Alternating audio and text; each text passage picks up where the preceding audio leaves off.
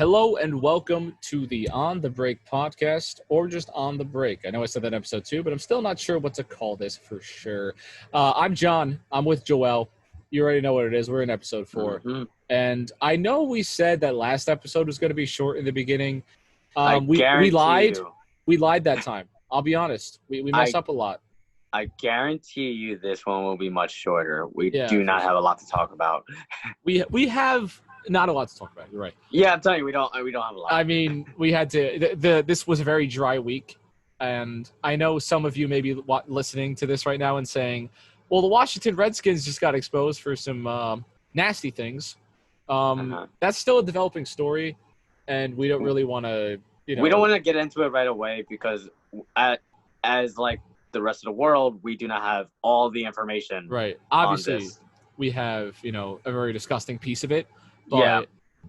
there is rumored to be so much more that's going to be coming out. There's so many other sides to this story that we have not heard yet. Right, and There's so many other sides. by next Friday or Thursday, we usually record on Thursdays and Fridays.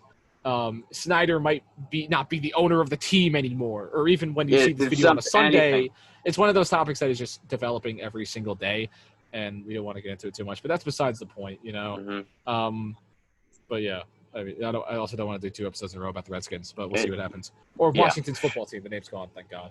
We'll get sued. Sued. Yeah, defamation, of course. Yes. But let's get into what we do have to talk about, okay? Let's, if it's going to be a short episode, let's get straight into it. There were some NFL contract extensions and some big ones, some big names, and some, we were thinking about throwing Jason Peters in this conversation, but we all expected Jason Peters to be an Eagle this season. He signed a 1-year deal, and it will probably be the last contract he signs in his career.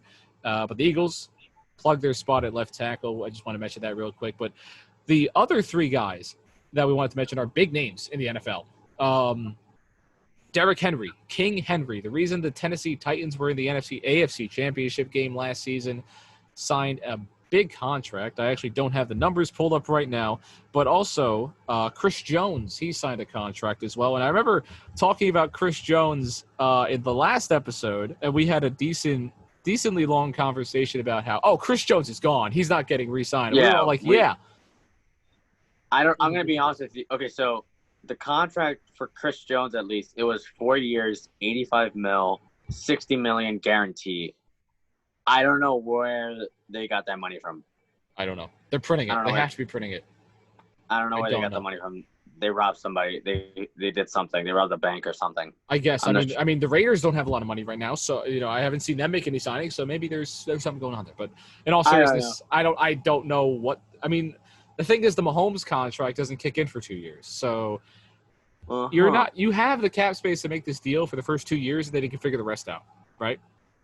And you're going to have a lot of guys at rookie deals at the end of Chris Jones's deal. So at the end of this 4-year deal, Chris Jones will not be a Kansas City Chief. I can tell you that for sure if he's still playing at a high level. That's for sure. Well, we'll see. We said the same thing last time. I know, but that's just my prediction. We'll see what happens, really. But, obviously, big ups to him getting his money for sure. And staying on a dynasty, on a future dynasty, in a lot of people's opinions. But the King Henry contract, I have the numbers. I guess you want to say something about dynasty? I was just gonna say, for Chris Jones, I do like that he got paid. I don't want to make that clear. Our predictions was that he was gonna leave. Not that we wanted him to leave. I loved him on the Chiefs. I thought he was great. Last year, 2 years ago, I should say, he had 15.5 sacks. Some people were saying he had somewhat of a drop-off year with only 9 sacks. Think about what I just said. 9 sacks, and he had a drop-off. If 9 sacks, I mean, obviously 15 to 9 is a big number-wise drop-off, but if you sign a guy that's producing potentially 10 sacks a season, I'm okay with that. I'm okay with that. Yeah. And 26 years old, I'm perfect. Yeah. I'm perfectly fine with that. But, Derrick Henry, I will tell you right now, he got paid, yes, but the biggest winner here is the Titans. Oh, my God. They stole that huge robbery. 4 years, $50 million, $25.5 million guaranteed. He's getting paid. And he got paid, don't get me wrong, he did. It's just a lot of people are saying he is very underpaid. I don't know if I'd agree with that, though. I mean, especially the trend we talked about with running backs in last episode. This is the kind of money I expect to see running backs get paid, and on shorter deals. 4 years, $50 million, 25 guaranteed. That's what we expect for running backs. I am a fan of signing running backs, especially like Derrick Henry, who had a great season last season, but his best moments were at the tail end of last season into the playoffs. Who knows if he can keep that up consistently? We'll see what happens. Yeah, I want to touch on that a bit because, we talked about running backs in the last episode, and I just want people to understand that, when it comes to signing a running back to a 4-year deal, I look at if they are a core piece of the offense, if they produce massive guys. That's why guys like Christian McCaffrey, Derrick Henry, Ezekiel Elliott, I am in all support of those three getting paid, because those three have proven that they can put up 1,000+ yard seasons, go above and beyond, and remain healthy. I'm in support of those guys getting signed, not somebody who has a 1-year wonder. I'm in support of that.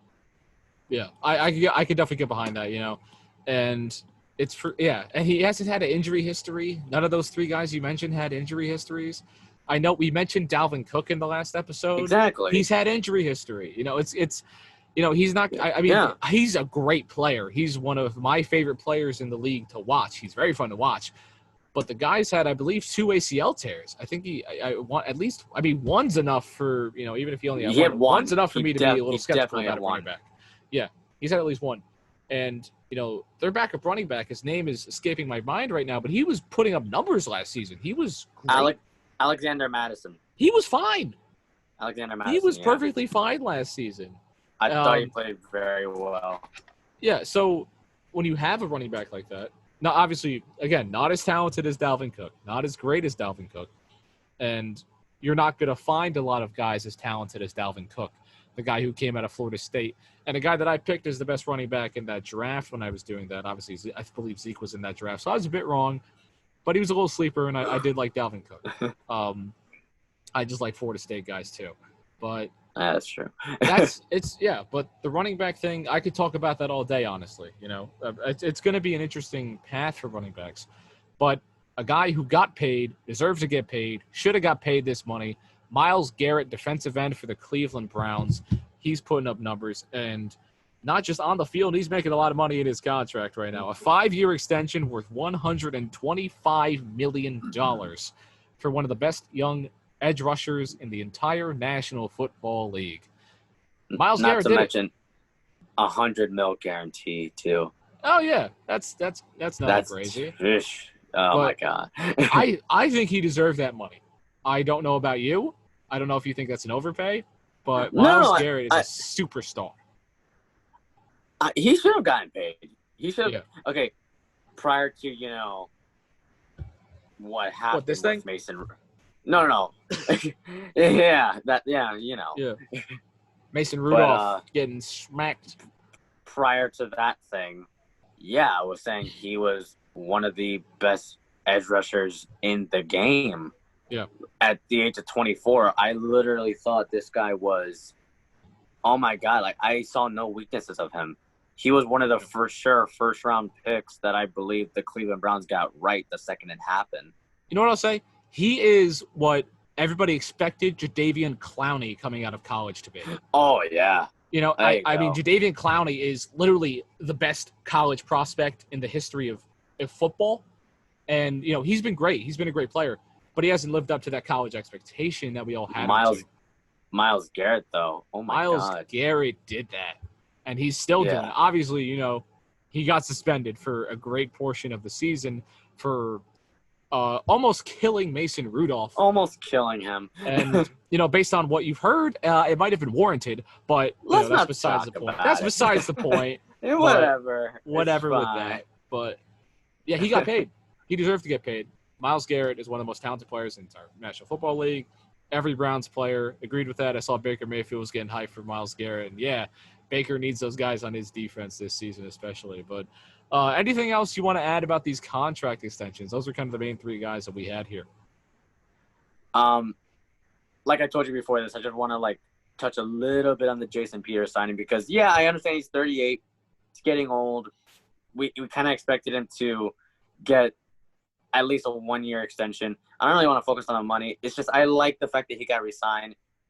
Just last year alone, with that entire Philadelphia offensive line, he only had 1 holding penalty and only allowed 3 sacks to tackle, which is, come on. Like, yeah. I believe he's one of the best tackles in the game. At this age, he's still an elite left tackle. That's great. Exactly. So I like the fact that he got re-signed. But, yeah, all these guys deserve to get re-signed. I thought it was pretty good. And hopefully it doesn't bite their teams in the butt when, it's the common notion where players get signed and the second they get paid, they ended up, doing terribly or they get injured.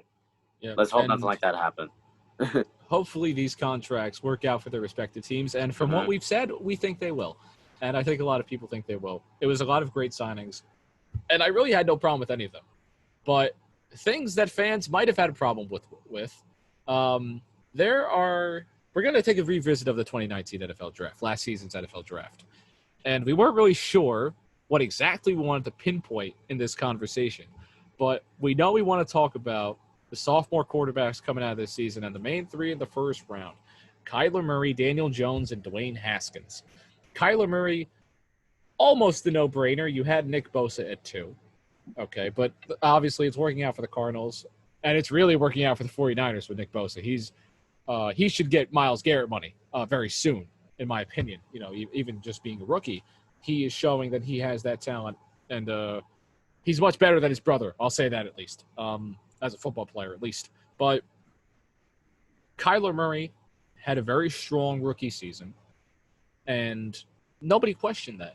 But the biggest question, and the one question that we all looked at and said, what are the Giants doing? They drafted Daniel Jones very high in the draft. They drafted him over Dwayne Haskins, and they drafted him over Josh Allen. Now, Josh Allen, that was a miss, in my opinion, for the Giants. The Giants could have had a guy who made the Pro Bowl in his first season. He plays in Jacksonville, so nobody pays attention to him as much as they should, but he is a fantastic player, and I think the Giants are going to miss Josh Allen, in my opinion. But I just want to touch on it. Yeah, I just want to touch on it a little quick before you carry on, because I am a Giants fan, as I said multiple times. When I saw the pick of Daniel Jones, I wasn't necessarily mad because they picked a quarterback. I was very happy they picked a quarterback. I was mad when I found out that they passed up on Josh Allen, like you said. Because when I saw that Josh Allen was still on the freaking board and Josh Allen could have gone to the Giants, I was literally so focused on my TV. I'm like, you got to be kidding me. How is he still here? Yeah. Like, literally, like, and the fact that they passed on him and Jacksonville took him, even though they still had a crazy good defense, they still picked him because they know what kind of a game changer he is. Exactly. And that literally frustrated me because I thought we could have taken a quarterback on the 17th pick. But, yeah, I just wanted to touch on that real quick because I just wanted to show my frustration for this because I wanted Josh Allen so freaking badly. I wanted him so badly. I think a lot of other teams wanted Josh Allen actually as well. I mean, he was a very popular player. The Oakland Raiders picked Cleveland Farrell at 4. I mean, he's fit their system. He's been okay. He hasn't been bad. He picked him at 4. I know Mike Mayock wanted to, show that he's the draft analyst and everything, but you had Josh Allen on the board. He was probably the second best defensive player in this draft, and you passed up on him. So who knows what they're doing there. Devin White to Tampa Bay wasn't a bad pick, but obviously Josh Allen clearly might be the second best defensive player in this draft, in my opinion. But we're talking about quarterbacks here. And the quarterback debate was Daniel Jones versus Dwayne Haskins. And we actually saw Daniel Jones had a pretty decent rookie season. A lot of ups and downs, I will say. But there was a lot of good in that film. There's a lot of great things that you see from Daniel Jones. Not a lot from Dwayne Haskins. He's playing for, obviously, Washington's football team, who has just not been a great organization, and the Giants are a much better organization. So you may be able to say in 3 years, Yeah, but if Dwayne Haskins played for the Giants instead of Daniel Jones, Dwayne Haskins would have been great, you know. But when it comes to Dwayne Haskins in specific, as of now, he hasn't shown much. He didn't play a lot. They had Case Keenum playing, which was weird. But obviously, the Redskins know, hey, Dwayne Haskins needs to develop under a quarterback. He needs to develop under a veteran quarterback. And they brought in Case Keenum, a guy who made the playoffs in Minnesota, won a playoff game, and then got obliterated by the Eagles, who would win the Super Bowl. But he won a playoff game somehow in Minnesota with the Minneapolis Miracle. But he obviously was a one-year wonder in Minnesota. And he's not a Josh McCown. He's not a Ryan Fitzpatrick type player or a strong player. He's now the backup of the Cleveland Browns as of now. So the Redskins need to sign a veteran presence to have Dwayne Haskins play, maybe next year be his first start. And they didn't do that. They kind of just threw him into the fire. And I think that can be the big thing that you attribute this to. Maybe if, again, Dwayne Haskins was a Giant, the Giants maybe win a few more games. It's hard to tell who's the more talented quarterback, especially just 1 year in. But right now, it's looking like the Giants didn't make as bad of a pick as a lot of people said.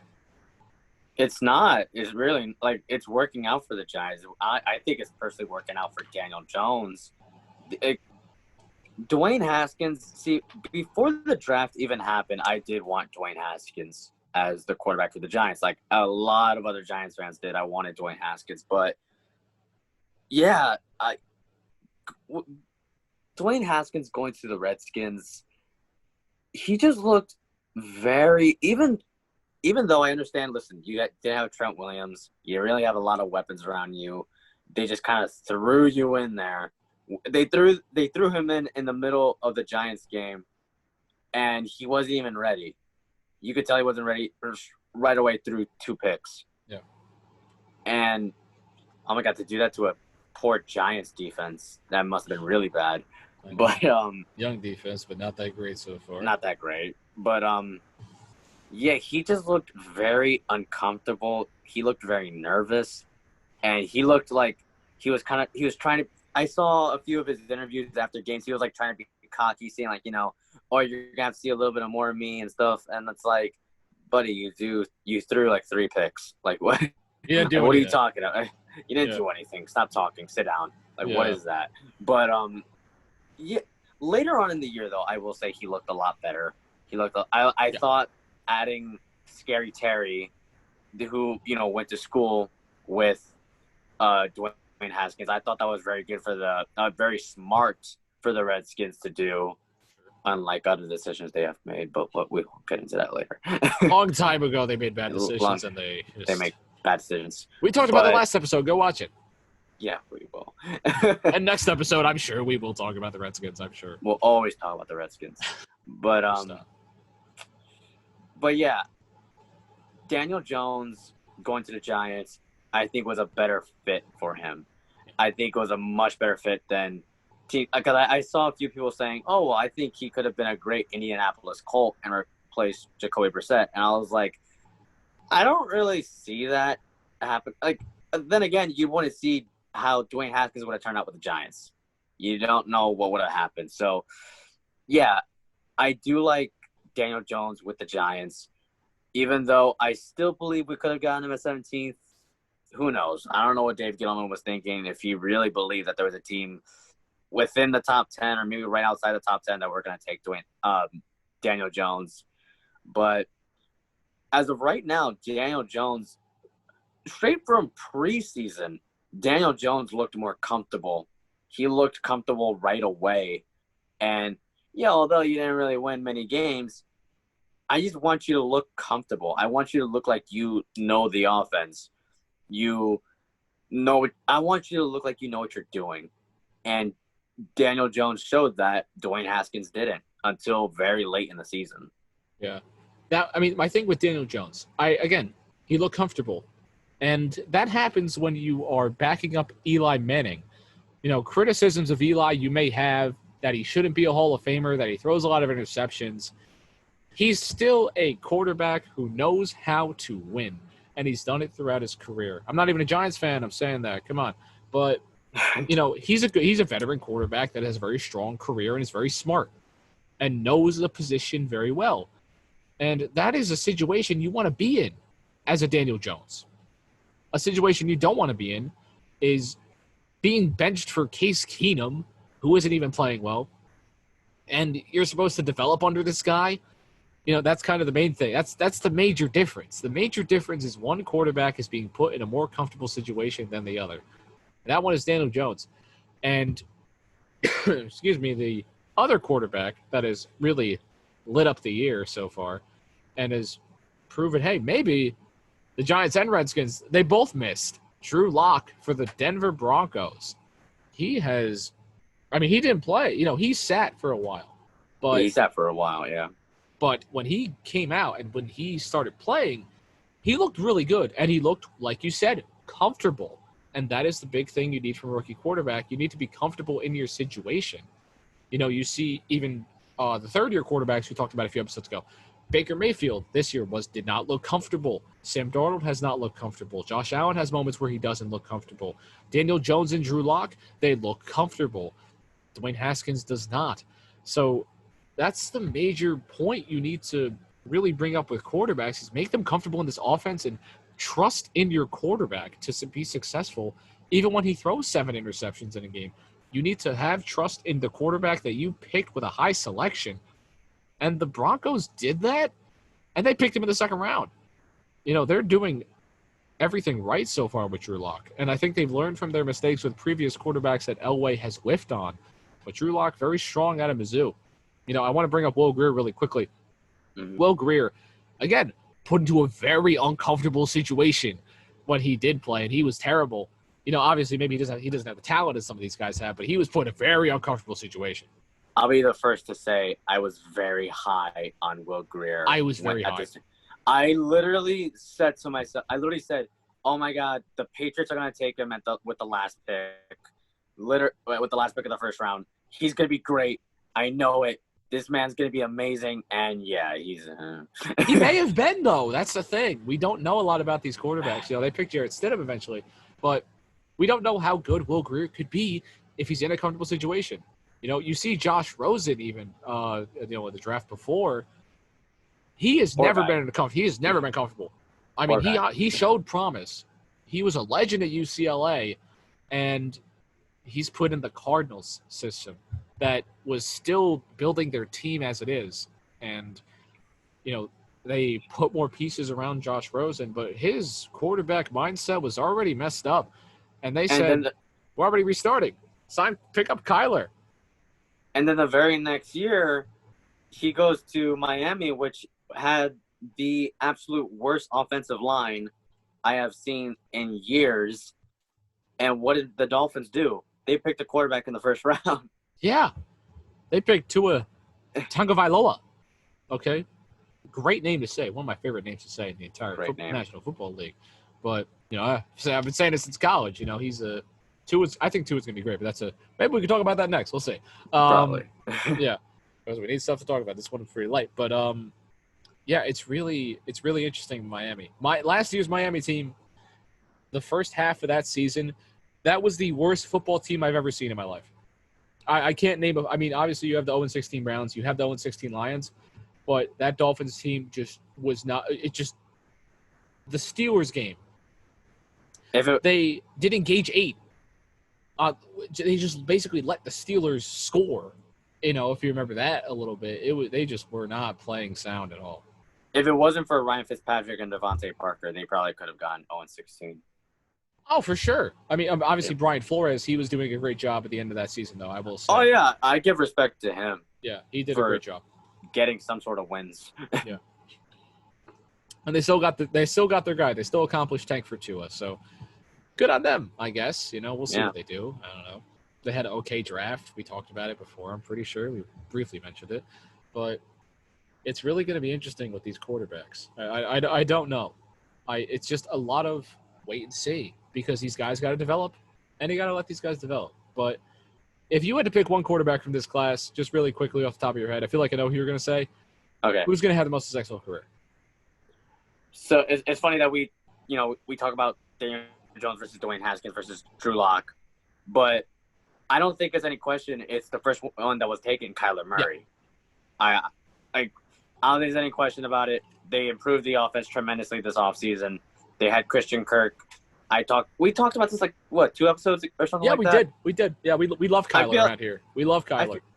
I feel like I'm adding, basically just the same motivation that I did in the last episode. Yeah. But yeah, I'm very high on the Cardinals, and yeah, like I said, they improved tremendously on all sides of the ball. They improved on the offensive line by getting Josh Jones in the 3rd round, who I thought was a first-round pick. They have tremendous wide receivers. I don't need to name them. Just trying to go quick here. But and the defense, I thought, improved tremendously. Having Buda Baker, who was a Pro Bowler last year, Patrick Peterson, who was still amazing, Byron Murphy to substitute him, Chandler Jones, who had 19 sacks last year, and then they added Isaiah Simmons. Yeah. I mean, they're building something. They're building something in the desert. Don't tell me they don't have a defense. They have a freaking defense. I don't know. It's coming together. The Cardinals aren't there yet, but they can definitely have a push this year, like you mentioned a few episodes ago. But it's coming together, especially in the NFC West. But again, I also just want to point out real quick, Kyler Murray was disrespected with a 77 overall rating in Madden. Ridiculous. If he wins MVP, stupid. Madden is going to look just like a joke. If they already do look like a joke. Do realize Joe Burrow has a 76 overall and hasn't taken a single snap in the NFL? He hasn't thrown a single pass at an NFL facility, barely. Kyler Murray won Offensive Rookie of the Year and got a 77. What is that? I didn't get it. Again, very frustrated on even Kyler said, "I thought you were joking." He should be frustrated. He should be absolutely frustrated. I'd be pissed off. Oh my God. I don't get it. He will be an 85 by week 4. I'm telling you, that is ridiculous. I literally thought he was going to be like an 82 overall or 81, something like that. Mid-80s, low mid-80s, at least 84 to me, I guess. But that's what I thought he was going to be. That was bad. That was really bad. But I'll second everything you said. Kyler Murray, best quarterback in the class. Yeah. Easy. No competition. Obviously, Oklahoma, quarterback university. They make quarterbacks. It's what they do. But a lot of other teams, let's get away from the quarterbacks for a little bit. A lot of teams maybe picked up guys in the late rounds that nobody thought was going to be anything, or people didn't really notice. Maybe they came out of a small college, or maybe they were overshadowed by 8 million other players that are amazing players at Clemson. Let's get into steals of the draft, of the 2019 NFL draft. I know we were talking a bit about this before the show. Yeah, you're ready for this. I'm ready for this. I love these. I mean, I had some good ones, I think. But I think a lot of people, are going to expect at least my first one, and actually probably my second one too. But I'm going to get straight into mine because you say you have some interesting ones. I think the most obvious one to me, Devin Singletary for the Buffalo Bills. I mean, he was a great running back last season, and he had 775 yards. He averaged 5 yards a carry. He only rushed for 2 touchdowns. But he also had 2 receiving touchdowns. He's showing that he's a very versatile player in Buffalo, and he's a player that Josh Allen needs in the backfield. He's doing a great job there so far, and he only started 8 games and played 12. So if he starts all 16 games, he can easily get 1,400 yards and maybe 500 reception yards. And that's, I will second the sentiment. Every year you can get great running backs in the draft in the mid to late rounds. But that's besides the point. Mm-hmm. I think we all know about Devin Singletary, and I think that's kind of enough to show it. He's going to be a good player in Buffalo for a while. We'll see what happens with him there, and we'll see if he has to get paid soon. But we'll see. Again, a lot of we'll see. But Devin Singletary, solid player there. And the Vegas Raiders made a great steal in the 4th round at pick 106. They picked up probably the second best defensive end of the draft. They picked up Max Crosby. He showed that he was an absolute game wrecker last season. He had 10 sacks and 4 forced fumbles and 4 pass deflections, and he was doing pretty well. I mean, he was just – a lot of people were comparing him to Nick Bosa. Obviously, I don't think he's as good as Nick Bosa, but Max Crosby, Max with 2 X's, that is, he was just – awesome you can't say name. enough about that guy. Yeah, it really is. That's Max, an awesome name. I wish his name was Max Payne, but that's besides the point. but he basically is Max Payne. He's causing a lot of pain for NFL offensive lines. I know that was corny, but deal with it. But yeah, I mean, there's just not, the Raiders needed, they're going to pair him up with Clelin Ferrell. They have a decent defensive line going in there. I know opinions about Clelin Ferrell aside, he's a solid player, but that's also interesting. They picked a guy better than Clelin Ferrell in the 4th round. So Mike Mayock, you should have traded the 4th overall pick. I'm just saying, but that's besides the point. Max Crosby, great steal. A lot of people know it. And my other guy, maybe you don't know about him, maybe you do. Julian Love for the New York Giants. I liked him a lot. I do know about him. You're a Giants fan. I hope you know about him as a Giants fan. Yeah, I do know him. Yes, I do. 2 picks after Max Crosby in the 4th round at pick 108. Not a lot to get into statistically with him, but the Giants, I mean, I've mentioned this plenty of times. The Giants are a young and developing defense. They have a good defensive unit, and they're young. And that's my favorite thing about them. They don't have it all pieced together like we've mentioned earlier probably about 5 minutes ago, honestly. Mm-hmm. But they have a lot going for them. And Julian Love has just been another piece of that. He had an interception against Chicago this season. He had 36 tackles, though. 30 solo. When you have a corner that's doing it both, that's actually getting tackles like that, he was just a solid corner. And that's what the Giants need. Something that DeAndre Baker should have been. Yeah, and, I mean, we'll see what happens with DeAndre Baker. That was my thing. He's kind of going to be the guy that maybe fills in for DeAndre Baker if he's no longer with the Giants this upcoming season. But that is still a developing story that's been developing for quite some time now. We'll see what happens probably closer to camp, probably closer to preseason. Yeah, probably. Our 2 preseason. Oh, no, I don't know what's going on preseason. I don't know anymore. We'll figure that out. Yeah. We'll wait. We'll talk about DeAndre Baker when the news comes out for a bit. But those are my 3 steals: Max Crosby, Devin Singletary, and Julian Love. What do you think? Or what's your guys first? I like your guys, but there is someone you need to mention. I believe you have to mention. Now, granted, I keep him at number 3. He's at number 3 right now. I was going to put Terry McLaurin, but I believe he was a 2nd-round pick. And I don't really want to focus on those kind of guys. I want to focus on guys that were picked, a lot later. So yeah. I originally had Scary Terry here, but I am putting Gardner Minshew. Ooh. 6th-round pick. He became the starting quarterback for the Jacksonville Jaguars. He had 21 touchdowns and only 6 interceptions and over 3,000 yards. That's nothing special, but still. The only reason why I did not put him higher on my top 3 is because the Jags right now are projected to do the worst when it comes to the 2021 season. And there are rumors that Jacksonville is looking for new quarterbacks. And unfortunately for Gardner Minshew, I know all the Minshew hype, Minshew mania, everyone loves that. But no, in all seriousness, if the Jacksonville Jaguars go 3-13 next year, they're not even going to look at what Gardner Minshew's stats were. They're going to draft Trevor Lawrence. Yeah. There's no question. And they should. It's a no-brainer. They're going to do it. So, yeah, that's the only reason why I feel like Gardner Minshew, yes, he was a steal, but I didn't put him higher only because I feel like he could be easily replaced.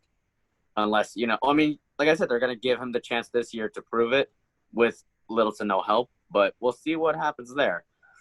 My number 2 steal, Darius Slayton, wide receiver for the New York Giants out of Auburn, 5th-round pick, had 48 catches, 740 yards, and 8 touchdowns. Let me just say, him and Daniel Jones have tremendous chemistry. I am telling you right, big reason why Daniel Jones was comfortable was because he was throwing to a great friend of his in Darius Slayton. And Darius Slayton looked very comfortable because he had a great friend of his throwing to him and Danny Dimes. So, yeah, I think the chemistry there was great, and Darius Slayton proved that, being a 5th-round pick. I think he put up better numbers than some guys that were picked 2nd, 3rd round. Yeah. So, literally, I thought he was great for them. Great steal. The number one steal for me, You mentioned him. It's Mad Max Crosby. Has to be. It's Mad Max. It has to be Mad Max. Literally, John Gruden has been looking for a guy to lead his defense. Mike Mayock has been looking for a leader. When he drafted Cleveland Farrell, he said, "I need you to be a leader." Now, he hasn't really produced like a leader. Mad Max has. This guy, I understand it was against the Bengals, but I'll never forget where he had 4 sacks. He literally was destroying Ryan Finley. This man looked like a beast. Oh my God, he was insane. He would have, like you said, 4th round, 105th pick. Literally, to me, he was better than some guys that were picked in the 1st round. Yeah. He literally could have been a 1st round pick, and had they had traded that 4th overall pick, and let's say they had taken Mad Max in like late 1st or whatever, and everyone's like, "Who is this? And why would you ever do this?" I would not blame them, knowing what I know now, at least. So, yeah, I'm telling you right now, Mad Max, this guy as a defensive leader for the Las Vegas Raiders. I had to fix myself there. But it's an amazing fit. Literally, he just looks like a Raider. He sounds like a Raider. He has a name like a Raider. He is going to be a core piece of that defense for years to come. And to get a guy like that in the 4th round, come on. That should be the number 1 steal. Yeah. Yeah, I didn't really put an order in mind, but I definitely would have Max Crosby as probably the biggest steal of the draft. And he will be a term I like to use, game wrecker. He is just a guy that you have to go into your team meetings and say, how do we stop Max Crosby from getting to our quarterback? It's not about the linebackers, it's not about the safeties. It takes pressure off those guys. Your offensive game plan is focused on making sure Max Crosby does not get to the quarterback at that point. And the more pieces you add to that defense, the harder it is for offenses to plan around it. So to have, again, like a game wrecker, he's a big piece of that. And you mentioned a lot of great steals. I forgot about Darius Slayton. I probably would have had him on there instead of Julian Love, but I just I don't know. I slipped my mind, slipped my research, you know. But at least you put a Giant. It's okay. Yeah, I had to put something there. But it's okay. Yeah, I mean, this is a great draft in my opinion. But I think that this upcoming draft is going to be better. You know, it's a lot of great young talent coming out of the league this upcoming NFL, next decade. So should be a lot of fun to watch. A lot of guys to keep eyes on. It's a great time. Anything else you want to add about the 2019 NFL draft as we revisit it a year later? All I'm saying is let's just hope Daniel Jones, this wasn't a little, just a spark, and that's it. Like a flash in the pan. There you go. A Baker Mayfield, maybe. Let's just hope. I'm really hoping that, because I do believe in Daniel Jones. So I'm hoping that the Giants can make this guy feel more comfortable than he already is. I don't know if that's more possible, but I'm hoping for a 30 touchdown season. That's all I'm hoping for Daniel Jones. That's fair to expect. That's fair to expect. All I'm hoping for. 30 touchdowns with less than 10 interceptions. That might not happen, but just less than 10. He's got to fix the fumbles too. He's got to fix the fumbles. He had 12 interceptions. Oh yeah, that too. I'm really hoping on that, but he only had 12 interceptions, so I feel like if he had less than that, he'll be amazing. He'll be great. He'll literally be great. Also going to start hopefully 16 games this season, maybe 15 if the Giants make the playoffs, but we'll see what happens there. And that's kind of all I got. Also, we didn't mention Gardner Minshew in our quarterback talk originally. He just slipped my mind as a rookie quarterback this year. I mean, he looked ready. He looked ready to go. But Gardner Minshew, 6th round pick, hard to miss though. But I guess it saved it for your talk about Gardner Minshew. So that worked out pretty well. But surprisingly, we're done talking about the NFL. I know this usually goes on for like another 15 minutes. Let's get into the NBA. Let's get into the NBA. We're already there. A big injury, maybe, if you count it as one. I mean, Rajon Rondo is out 6 to 8 weeks for the Los Angeles Lakers. A lot of Lakers fans don't like Rajon Rondo, and a lot of players, a lot of people saying, "Oh man, he got hurt," but he didn't fit our team. When you talk to a lot of Lakers fans, Yeah, But, yeah, Rajon Rondo, he's getting surgery on his thumb. I'm not sure if it's something that recently happened. Yeah, actually it is. He got injured in practice. Yeah. I'm not hearing. Yeah, he got injured in practice, but there's not much to talk about here. All I see now is just get ready for the Caruso. Let's go. That's all I'm telling you right now, because LeBron's going to be starting point. I don't think that's changing. Yeah. And yeah, because just some news I wanted to bring up, because Ben Simmons said that he was going to be moving to power forward. So I'm because there's going to be a lot of guys that are like changing around positions to like fill in a few positions here and there. But yeah, Rajon Rondo, who was the backup point guard, LeBron James obviously starting.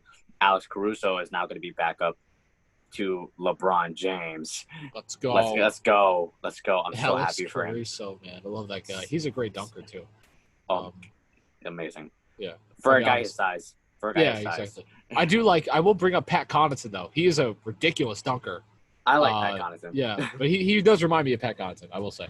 Just one of those kind of players that just, they have this, they go off in this ridiculous way every once in a while, but inconsistently, but they're fun players to follow. And, the Alex Caruso, as you said, is coming. But the Caruso. I honestly don't think this hurts the Lakers too much, at least on the offensive side of the ball. I mean, Rondo is, he just hasn't had a lot of great chemistry with the team. It's not a knock on him as a player. It's not a knock on his talent. It's just he hasn't fit. I don't think it's really fitting. He was great on the Pelicans. He was just great in that offense, but I just don't think he fits with the Lakers as well, to be honest with you.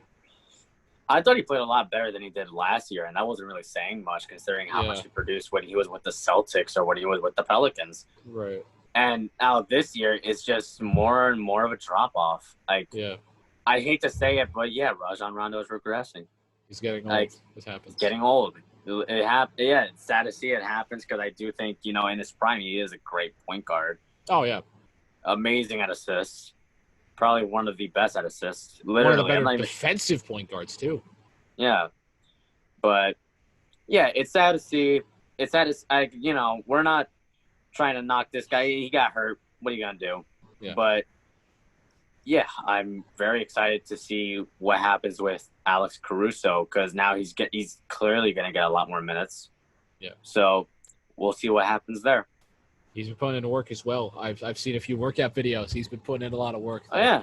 But, that's enough of that. But a big story, it's funny but not funny. There's a funny aspect to it that I wanted to at least show.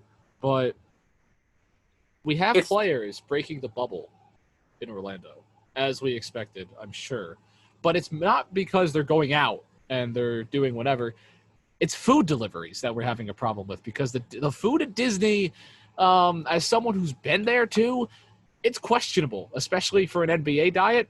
So it's understandable that players want to, get something from Postmates and bring it in, sponsor us, bring it in and, see what happens. But Richaun Holmes had an extension of his quarantine. When the news came out, he had 8 days remaining on his quarantine because he slightly crossed the border of the bubble to pick up Postmates. Mm-hmm. And now the NBA is saying we don't want these outside sources coming into the bubble, potentially infecting people, understandably. But it's just an interesting situation. And I remember as of today, he has 3 days left. Okay, so not terrible. Good. It's not going to affect the season. No, he'll be fine. Yeah. But Kelly Oubre might have messed this up. He put out a tweet saying, "To all my NBA bros, Postmates delivers to the hotel. You just have to go out and meet the delivery person at the hotel entrance. Security will not hold the food for you or help you. Yeah, the food whack, but we here for a bigger purpose. Hope that helps." And then Richaun Holmes, he gets, his quarantine extended, and Kelly Oubre tweeted after finding that out, "Never mind," on his Twitter. So that was a funny exchange. Hopefully this breaking of the bubble didn't, infect Richaun Holmes with COVID-19, but hey, it's just kind of hopefully, obviously he was definitely tested right after that happened. Oh, so, yeah, obviously. The NBA is taking as many precautions as it can, and I think we would have found out that Richaun Holmes had COVID-19 if he did get it from the Postmates guy. So all's well. We can joke about it. It happens. One thing I want to talk about that in a way, you can't really blame them because keep in mind they're in there for 3 months. They get lonely. Stuff happens. Yeah, I mean they're bringing in girls. They're bringing in girls. Because these guys are in Florida. They're in Orlando. They're gonna go to clubs. Yeah. They're gonna meet. They're gonna. Well, they would like to go to clubs. They can't, but they're gonna find girls. And now some have found a loophole. This is a rumor of. We're not in the bubble. We don't know what happens, but yeah, we're just two guys. I mean, we don't know. We're on Twitter. That's it. There is a rumor going around that there is a spot within the golf course that is in the bubble that players can go out, find girls to meet up with, bring them back in, and just completely cut through security and everything, just totally hide them and go up to the hotel room and, stuff happens. Yeah. That's but yeah, you expect that is something that I think is very dumb. I think it's very stupid. Yeah, for sure. Because I just hope those, and I don't know who it is. I don't know who does that, because Richaun Holmes. I don't blame him. Like, come on, like it's a mistake. It's an honest mistake. I'm not very mad at that. But yeah, for guys, going to try to pick up chicks when they're in Florida, when they should be focusing on basketball, realizing that we're in the middle of a pandemic right now and we need to be safe, and you want to go out and party with a stripper, like literally that's what's going on. Yeah.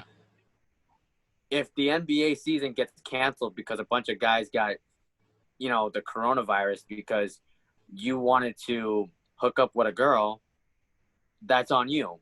They should be fine. I hope you realize that.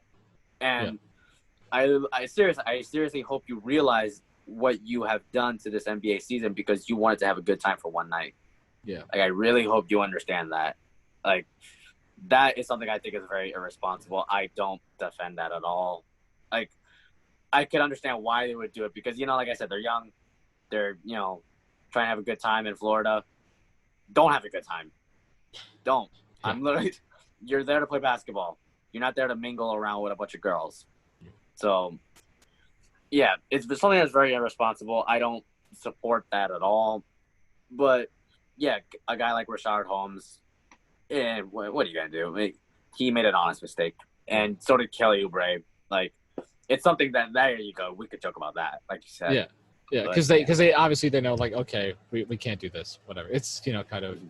I'm sure the NBA didn't specifically say, hey, you can't pick up Postmates. They didn't really get into that too much. It's more just don't leave, don't bring outside stuff. Yeah, but the thing with bringing in females, as you mentioned, it's gonna happen.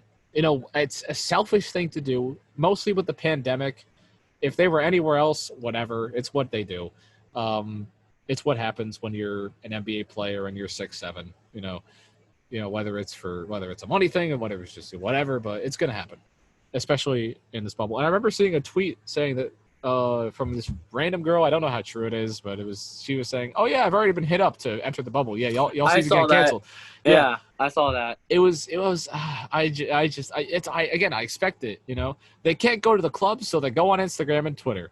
That's what's going on now. But it's a developing thing, and hopefully the NBA cracks down on it. But it's gonna be hard for these guys. I know you quoted First Take, I believe, last episode. I'm gonna mention it again. Stephen A. Smith, he talked about this, and he's like, what else do you want them to do? It's just they are used to this all year. I mean, I just it's hard. It's hard to really say to not do this. So it's very hard to defend those kind of actions. Yeah. But something that we want to get into that we can defend, especially you, because I know you're very committed to this. Adrian Wojnarowski. Free Woj, turn this backwards. And I'm probably going to say it right now. This is probably how we're going to end the show. Because this is... It is. Yeah. We got nothing else to talk about, really. But several days ago, the NBA allowed players to wear social messages on the back of their jerseys instead of their last name to basically show support to everything that's going on in the world with the Black Lives Matter movement and everything else in social injustice. Like, for example, like Kyle Korver already announced that he's going to have the words Black Lives Matter on the back of his jersey instead of the name Korver. So, yeah, things like that they're allowing. Josh Hawley, who is a senator from Missouri, basically sent out a tweet that was criticizing the NBA and criticizing Adam Silver, the commissioner, for basically not including police, the Blue Lives Matter, and free Hong Kong because of how much the NBA makes in China. And I know they had a whole situation with China, so he thought, why don't you show support for them? Why don't you show support for our police? Why is it only about the Black Lives Matter movement? And Adrian Wojnarowski sent a reply. I'm going to quote from him. He literally said, "Fuck you." Yeah. Literally what he said. Nothing else. Nothing else. That's just fuck you. That's all he said. Yeah. And hey, who could blame Wojnarowski for this? And and LeBron James and a bunch of other NBA players sent out the now iconic hashtag Free Woj going all around Twitter. Yeah. And Adrian Wojnarowski is now suspended from the NBA for 2 weeks without pay. I believe now we're a couple days into this, so he has like a week and a half now left. Probably less, I think, actually. Probably less. I'm pretty sure it was a week and a half, but this is a situation that obviously Adrian Wojnarowski is the top reporter in ESPN today. I don't think there's any question of that. Maybe you could say Adam Schefter, but Adrian Wojnarowski, there is nobody I know that has put into more detail into his reports, have been faster at reporting. And people have literally said, and all over social media, if Woj didn't say it, it's not true. Facts. Because he's literally the most reliable reporter out there. But obviously, shortly after this, Adrian Wojnarowski had to issue an apology to Josh Hawley, even though we all know you don't have to. Fake apology for sure. Fake apology, and nobody will blame you for it. He's an asshole. I want to get your thoughts on it because I know you want to talk about Adrian Wojnarowski, and I really don't believe he should have been suspended. I don't think he should have been, but I want to get your take on this. I mean, okay. Here's the thing about Woj being suspended.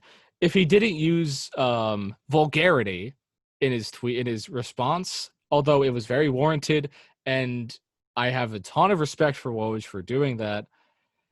ESPN, they're with Disney, okay? Obviously, he's technically a representative of Disney, so you can't really have that kind of language being used. But, obviously ESPN is also a separate entity. But, 2 weeks before the NBA, schedule even comes out, does Woj really care?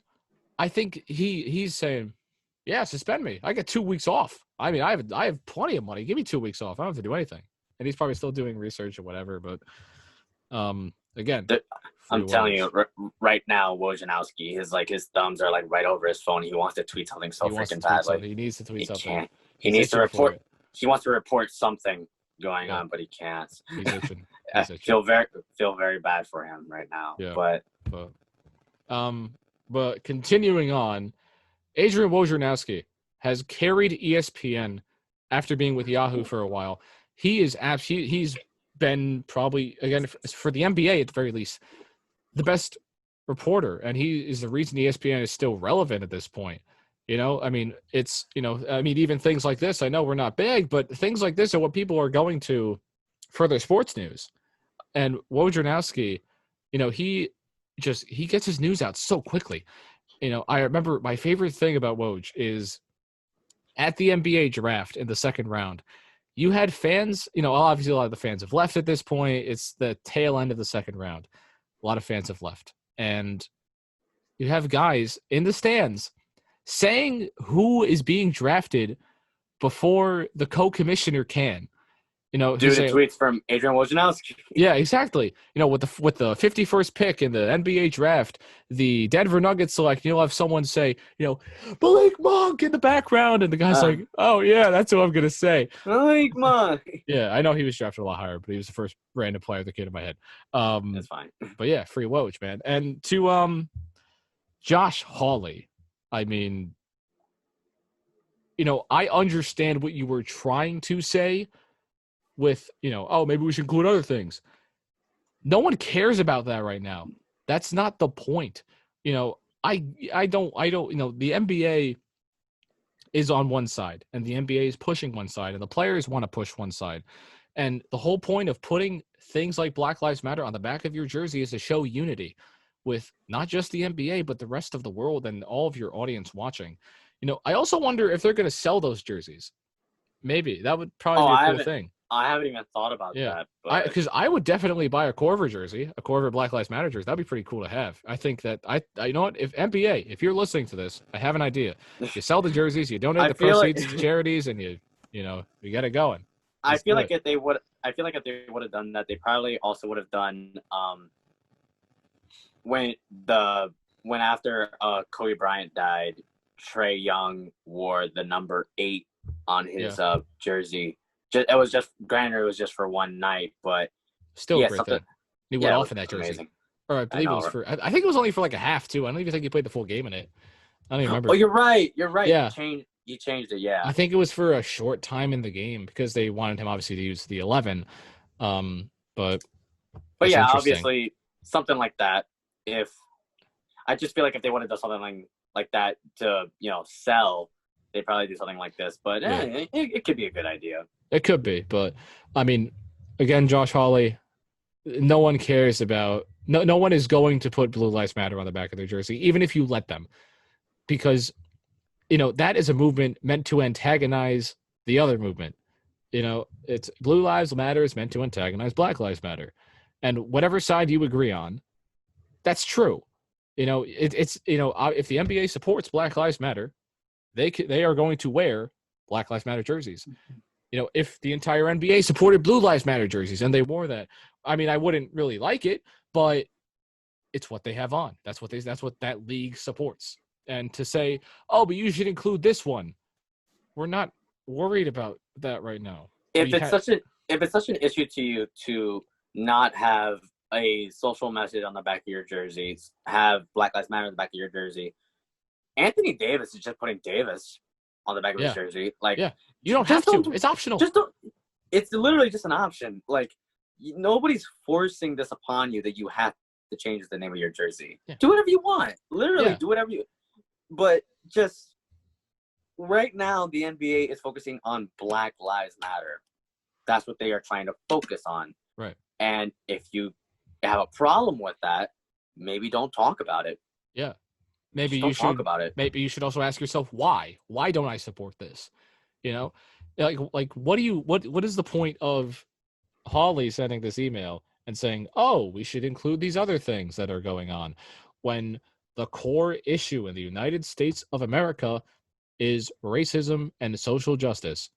You're trying to. It comes off as, I mean, this might have been his intention. This might have not been, trying to, downsize the movement and make it seem not as big as it really is. And that's what it looks like he's doing.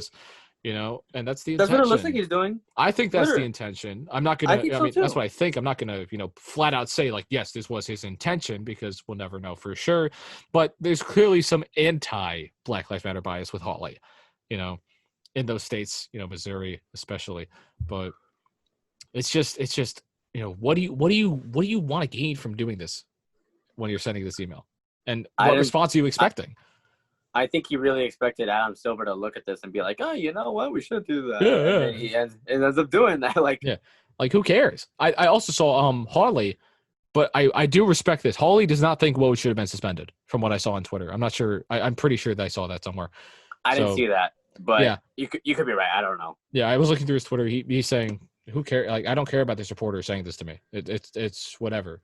But he was still trying. He's still trying to push the Hong Kong issue and the Blue Lives Matter issue, and that obviously, we can worry about those issues once we fix the issue that the NBA is trying to help fix as well. Mm-hmm.